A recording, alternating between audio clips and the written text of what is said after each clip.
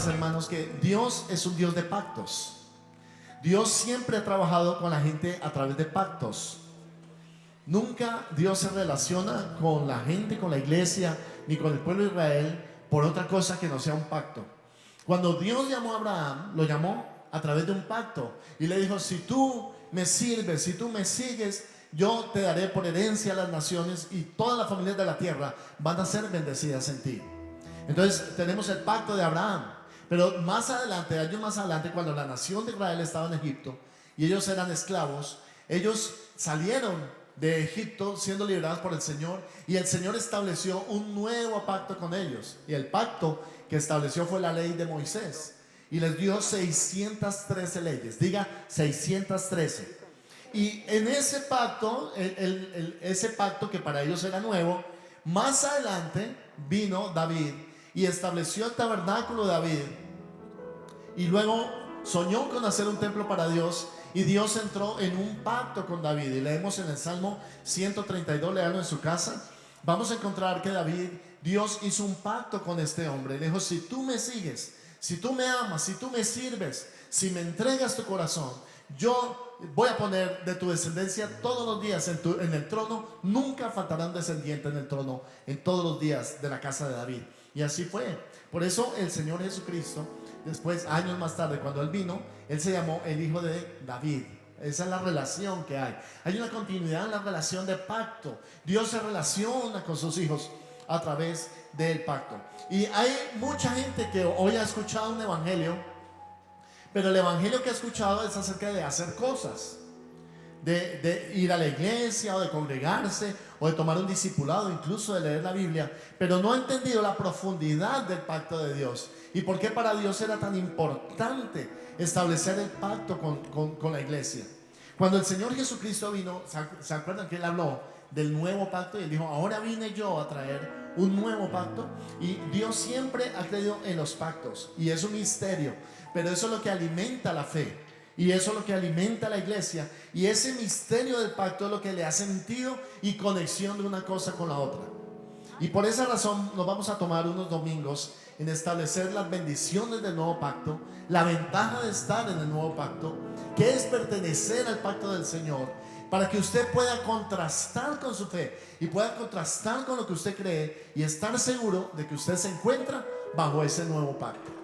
Desconozco la manera como a usted le hablaron del evangelio, porque alguna persona pudo acercarse a usted y decir: crea en Jesucristo, su vida va a ser transformada. Otro le dijeron: crea en Cristo y usted va a ser feliz. Pero el pacto no se trata ni siquiera de la transformación ni de la felicidad del hombre. Vamos a ver cómo en la mente de Dios el pacto lo es todo. Dios estaba planeando entrar en un pacto con el hombre, y este pacto tiene unas condiciones, unas características que nosotros ni siquiera habíamos nacido cuando ese pacto se estableció. Ni tú ni yo habíamos nacido cuando ya el pacto estaba vigente. Es como cuando tú entras bajo una condición de ser un heredero de algo que tú no sabes que eres heredero. Hay una herencia, alguien te va a dejar algo, pero tú todavía no lo sabes. Solo hasta que esa herencia te es informada, te es comunicada, te es oficialmente comunicada, tú ya te sientes heredero. Y el problema con la iglesia, el problema con la gente, es que nos estamos sintiendo herederos, pero no sabemos de qué, hermano. Y el nuevo pacto es la herencia que nosotros hemos recibido. Así de que esto te va a permitir conectar todo el sistema de creencias que tú tienes. Lo que vamos a ver en el nuevo pacto te va a permitir conectar por qué la fe, por qué el ayuno, por qué me bautizo, por qué yo voy a la iglesia, por qué yo hago lo que hago, qué sentido tiene el congregarme y el estar en la fe de Cristo. Para algunos, hermanos, el congregarse no tiene sentido, pero cuando entremos en esta enseñanza, el nuevo pacto, vas a ver cómo adquiere un sentido la palabra de Dios que ha sido sembrada en tu corazón, y todo lo que te ha pasado adquiere un sentido enorme, porque Dios no se equivocó contigo. Dios te llamó de las tinieblas a su luz admirable. Dios te seleccionó a ti, eres elegido por Dios, y tú no sabes para qué. Y eso nos pasa cuando no entendemos, hermano, la importancia y el poder del nuevo pacto. Si lo que hemos predicado hasta ahora es un evangelio sin poder, Es un evangelio sin el poder de cambiar a la gente, a transformarla. Hermano, vamos a cambiar, porque ese nuevo pacto me va a permitir a mí tener fe en el Señor y entrar en un sistema de Dios. Dios lo diseñó para nosotros. No es algo que nos estamos imaginando o que nos hemos inventado nosotros. Es algo que Él dijo. Él dijo: vienen días, dice el Señor, en que estableceré con la casa de Israel y la casa de Judá, y dijo así, un nuevo pacto. Y esto, hermano, lo está diciendo en Hebreos capítulo 8 a la iglesia del Señor Jesucristo.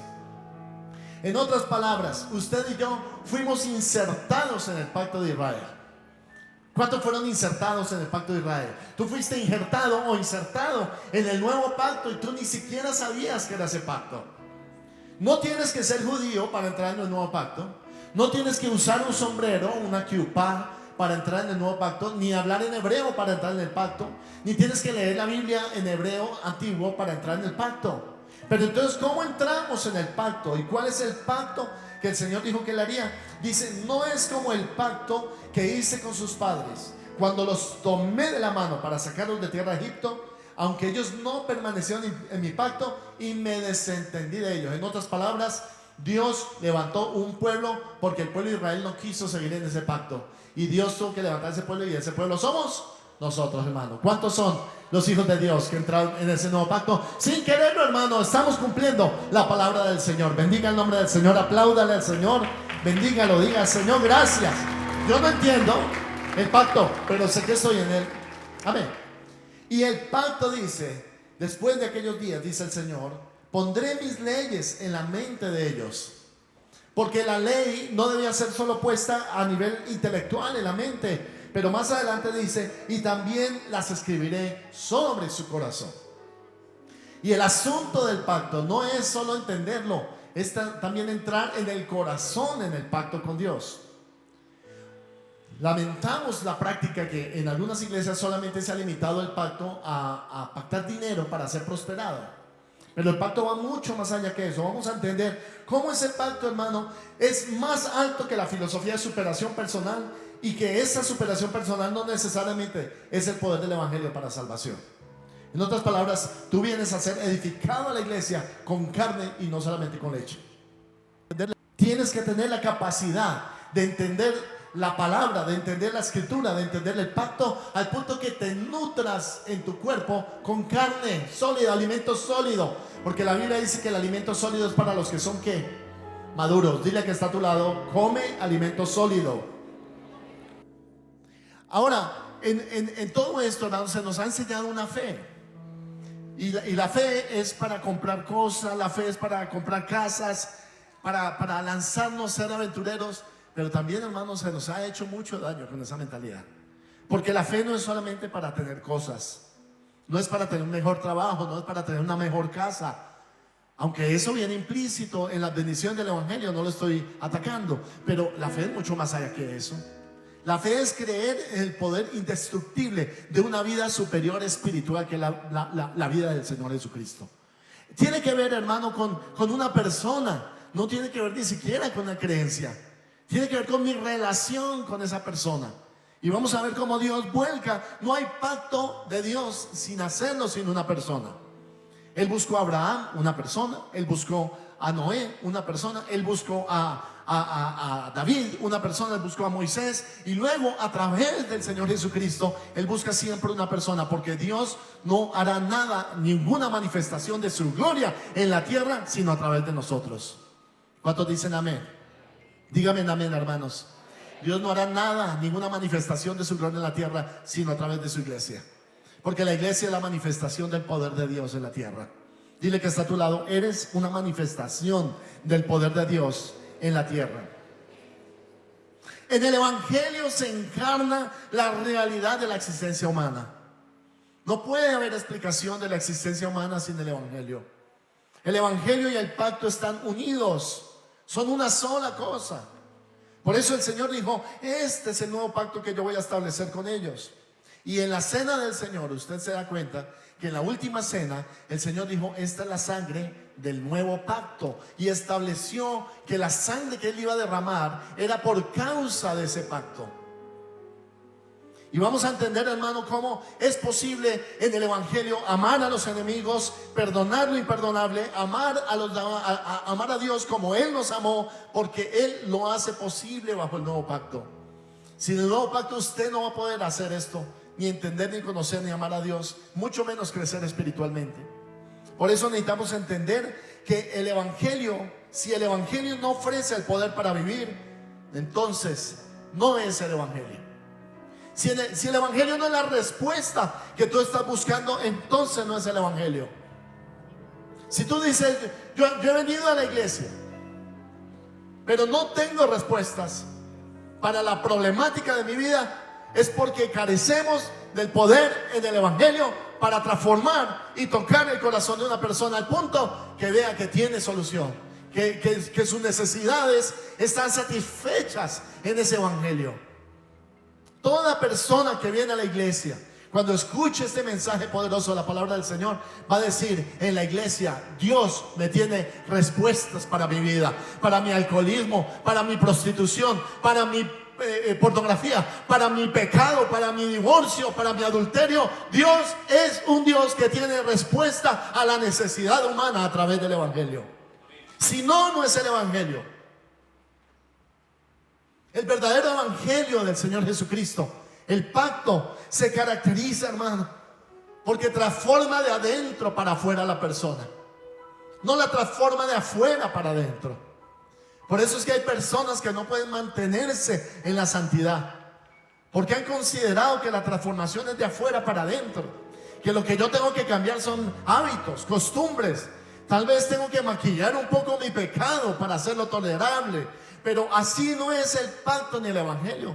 En el nuevo pacto, la persona es transformada de adentro para afuera. Pasa algo en su interior, en su mente, en su sistema de creencias, en lo que la persona cree, para que luego, hermano, empiece a vivir en la potencia y en el poder del Evangelio. En ese momento los cambios son permanentes. Dígale que está a su lado: vas a tener cambio permanente en tu vida, no temporal. No un maquillaje espiritual que se puede caer con el primer viento, la primera lluvia, la primera agua en el rostro. Se cae el maquillaje espiritual, el maquillaje evangélico. No, hermano, va a ser un cambio poderoso, una transformación poderosa, algo que se mantiene en la persona al punto, hermano, que la persona dice: yo nunca volveré a ser el mismo. El poder del Evangelio me llama no solamente a sobrevivir en esta vida, sino a gobernar con Cristo en la promesa y en la razón de nuestra existencia. Va mucho más allá que eso, hermano. No es solamente un pensamiento religioso. He sido llamado a ser el recipiente de la vida de Cristo. Cristo viviendo en nosotros, Cristo transformándonos a nosotros, Cristo desde el interior de nosotros. El poder de Cristo en nosotros es el poder que vivimos. La vida cristiana es posible en la medida de que yo manifiesto la vida de otro en mí. Oh, aleluya. No sé si lo entiende, hermano, pero este es el principio de gloria. Cristo viviendo en el cristiano es poder de Dios para salvación a todo aquel que cree. Aleluya. Es el poder de Dios manifestado de adentro para afuera, hermano.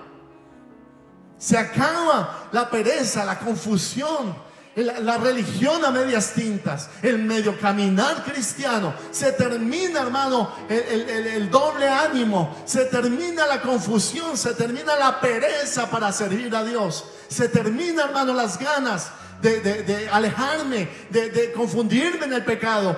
Se termina, hermano, la confusión mental que no me deja y que no me deja avanzar en mi espiritualidad. Porque el poder del Evangelio no es otra cosa sino Cristo transformando al creyente desde adentro para afuera. Pondré mis leyes en sus corazones, las escribiré en sus mentes. Y eso, hermano, hace que sea una doctrina totalmente completa. Ahí ya podemos decir que somos salvos.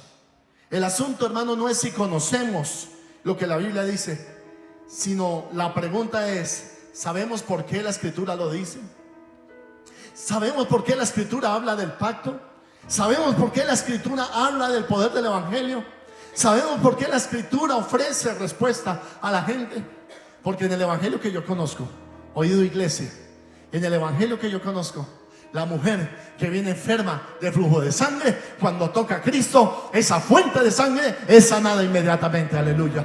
La mujer que viene con su hijo muerto en sus brazos a que Jesucristo ore por ella, sale con su hijo vivo y resucitado. Aleluya. El hombre que viene enfermo de lepra y toca la mano del Señor, inmediatamente, instantáneamente su lepra sanada. En el evangelio que yo conozco, no hay nadie que se acerque a Cristo que no salga, hermano, viviendo una calidad de vida superior en bendición, sea transformado, sea animado, sea motivado, sea, hermano, engrandecido, sea positivo por causa de tocar al Señor Jesucristo. Todo aquel que toca a Cristo, hermano, recibe bendición eterna. Aleluya. Todo aquel que se acerca a Cristo, todo el que se acerca al Señor, hermano, no es independiente del nuevo pacto, sino en el poder y en la autoridad del nuevo pacto que vamos a entender, el obrar de Dios.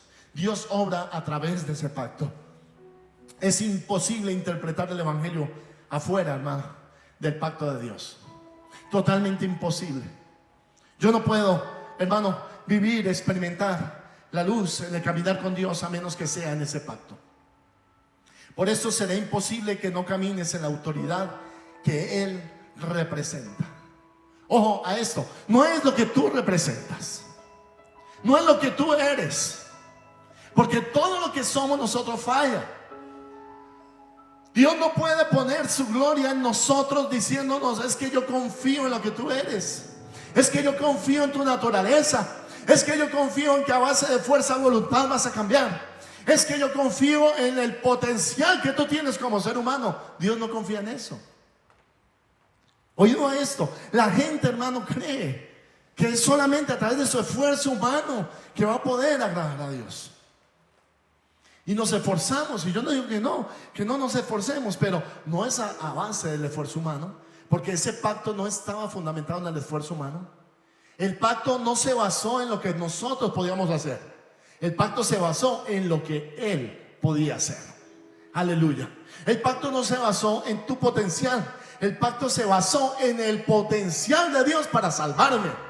El pacto no se basa en nuestra fuerza de voluntad, se basa en el poder transformador del Espíritu Santo para cambiarnos de adentro hacia afuera. En ese pacto, hermano, yo quiero vivir en ese pacto. Yo no puedo vivir afuera de ese pacto, hermano. Tengo que estar en el pacto del Señor. Amo el pacto del Señor. Y es una situación mucho más sencilla de lo que nos imaginamos. Y en eso viene un muchachito que había sido entrenado en el desierto, cuidando las ovejas, que había seleccionado ese día su padre para que fuera a visitar a sus hermanos, y le dio 5 quesos y algunos panes y unos racimos de uva, y le dijo: vayan y miren cómo están sus hermanos en el campamento. Llegó David al escenario de combate, al escenario de la batalla, y pregunta: ¿qué es lo que está pasando aquí? Todos pregunten: ¿qué está pasando aquí? David, el muchachito, 17 años, nunca había sido entrenado en combate, no tenía armamento pesado, no tenía nada con que combatir al gigante, pero el muchachito apenas entiende la situación. Tiene algo que por dentro le fluye, y él dice lo siguiente: dice, no desmaye el corazón del rey por causa de este hombre, porque tu siervo lo enfrentará y lo combatirá. Y le dice: no temas, le dice este muchachito al rey, no tengas ningún temor, yo voy a nombre tuyo, yo voy a nombre de esta nación, porque ese gigante no ha hecho otra cosa sino ofender al Dios de Israel y a los escuadrones del ejército del Dios viviente. ¿Cuántos jóvenes hay aquí? Necesitamos jóvenes como David.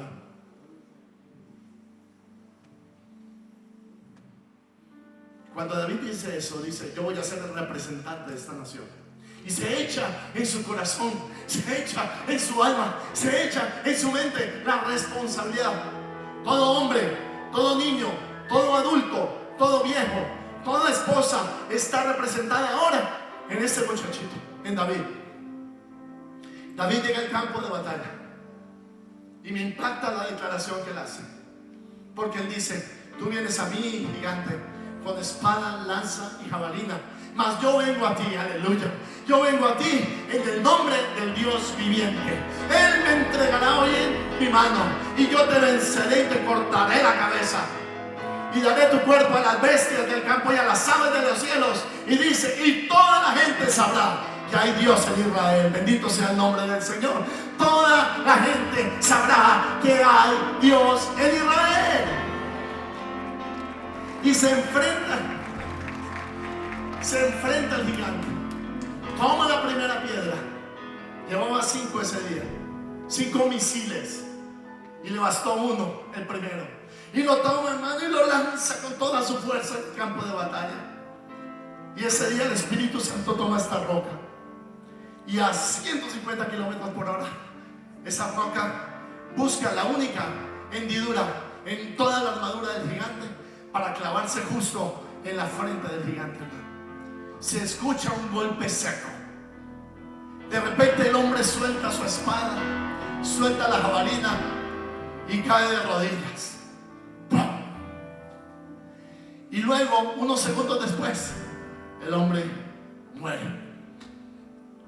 David se apresura, corre rápido y toma la espada del gigante con 2 manos y con el pie para alzarla, porque era demasiado pesada, y la levanta con todas sus fuerzas y le corta la cabeza a ese gigante.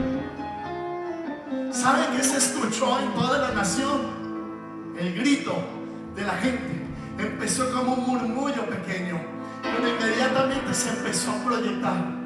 ¿Qué fue lo que dijeron ellos? Hemos ganado, hemos derrotado al gigante, hemos ganado la batalla, somos libres.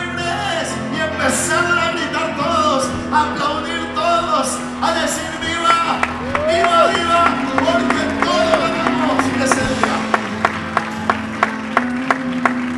Todos somos vencedores. ¿Con cuántos hombres ganó Dios la batalla? Con uno que se atrevió a creerle al Señor, con uno que supo que era ser un representante. Y ese día, hermano, los ancianos en Israel estaban ahí tomando el té de la tarde cuando escucharon la noticia. Hubo uno de los nuestros que venció al gigante. A ellos no les importaba el nombre, a ellos no les importó si hubiera sido Saúl, David, el que fuera. Lo único que sabía es que ellos hoy eran gente libre, hermano. Que el poder de las tinieblas nunca más iba a arrinconar a los hijos de Dios que estaban bajo el pacto, porque uno era el representante y ese uno fue suficiente para una victoria y una batalla total, aleluya. Y el anciano dijo: soy libre. Y la mujer embarazada en la nación dijo: soy libre. Y el hombre que estaba trabajando dijo: soy libre.